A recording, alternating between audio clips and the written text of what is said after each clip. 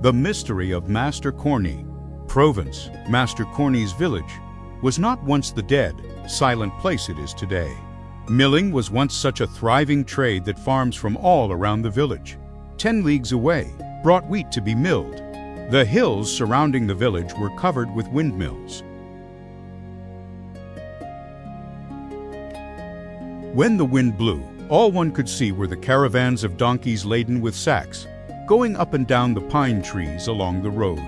All week long, one would listen to the sound of whips, the creaking of the windmills, and the shouts of the millers' apprentices from above. On Sundays, they would go to the mills in groups. Wine was offered to those who came, and the millers' girls. With their scarves and golden crosses around their necks, they were as beautiful as queens. They danced until nightfall. The mills were the joy and wealth of this village, of this country. Unfortunately, a few Frenchmen in Paris came up with the idea of building a flour mill on the Tarascon Road. As they say, old things are never appreciated. So our people started sending their wheat to the factory. And so the poor windmills became idle. At first, they tried to resist, but the factory proved stronger and drove them all out. Those little donkeys stopped coming. The beautiful millers' daughters sold their gold necklaces. There was no more wine, no more dancing. No matter how much the wind blew, the mill no longer ground flour.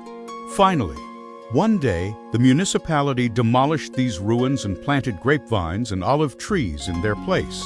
But amidst this atmosphere of defeat, only one mill resisted the change and, on top of the hill, stubbornly continued to turn, defying the factory owners.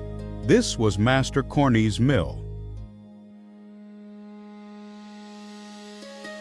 Master Corny was an old miller who had lived among flour for 60 years. Madly devoted to his profession. The construction of the factories had driven him mad. For a whole week, he went around the village, going from place to place. He gathered the villagers around him, shouting and screaming that they wanted to poison the people of Provence with factory-made flour. "Don't go there," he said.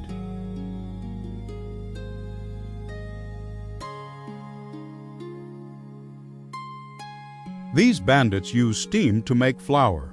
Steam is the devil's invention, but I work with the wind. The wind is the breath of God. He found such beautiful words to praise the windmills. He found them, but no one listened to him. Upon this, the old man went mad and locked himself in his mill. He lived alone like a wild animal. Then, the sight of a man as renowned and respected as Master Corny, walking barefoot in a tattered hat and a worn-out coat, was not at all pleasing. So much so that when the elders saw him entering the church on Sundays, they felt ashamed on his behalf. Corny had become aware of our plight. He, too, hesitated to sit in the row reserved for the city's dignitaries. Instead, standing with the poor at the edge of the church, beside the holy water vessel. There was something about Master Corny's demeanor that we couldn't decipher. For quite some time, no one from the village had brought him wheat, but the mill's blades were still turning as usual.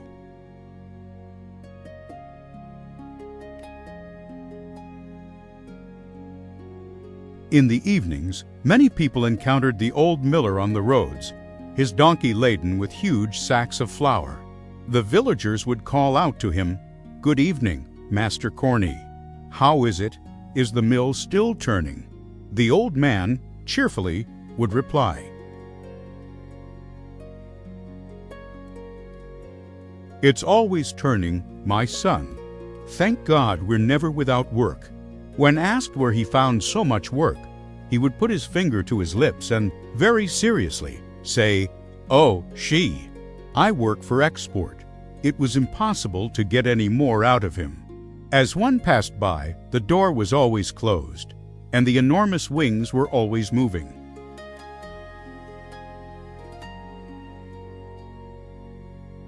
The old donkey always grazed on the grass in the square, and a long, skinny cat sunbathed on the windowsill, glancing mischievously at passersby. All this seemed mysterious to the people and kept everyone talking.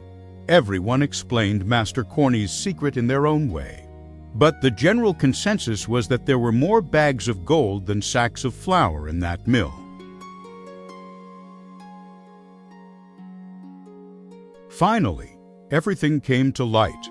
One day, a villager, curious about Corny, rushed to the mill, just in case, to set things straight. He rushed, but it was impossible to get the old sorcerer to open the door. He tried, with difficulty, to explain why he had come through the keyhole. While he was speaking, that accursed skinny cat kept hissing like a devil above my head.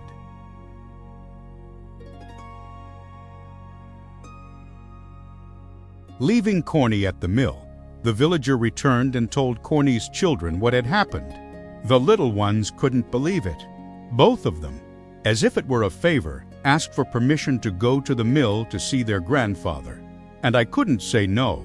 Our little darlings immediately flew off.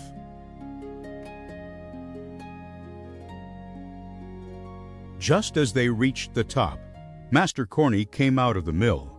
The door was securely locked, but the old man had left his ladder outside. The children immediately thought of climbing in through the window to take a look up. Strange, the place where the millstone used to be was completely empty. Not a sack, not a grain of wheat. There was no trace of flour on the walls, or even on the cobwebs. Not even the warm smell of freshly ground wheat that one usually smells in a mill. The mill shaft was covered in dust, and a skinny cat was sleeping on top of it. The room below was equally squalorous. A bad bed, a few rags, a piece of bread on the step of the ladder, and then in a corner, 3 or 4 sacks from which lumps of lime and plaster were falling out of their cracks. Herein lay Master Corny's secret. This pile of plaster and lime debris was what he paraded around the streets in the evenings to save the mill's honor and convince everyone that wheat was being ground inside. Poor mill, poor Corny.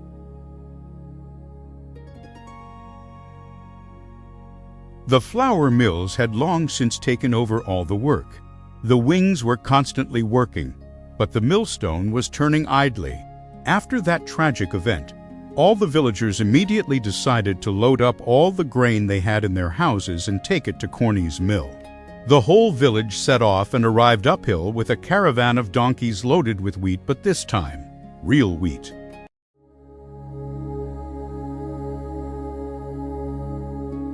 The mill's doors were wide open. In front of the door, Master Corny sat on a sack of plaster, his head in his hands, weeping. When he returned to the mill, he realized that someone had entered while he was away and learned his sad secret.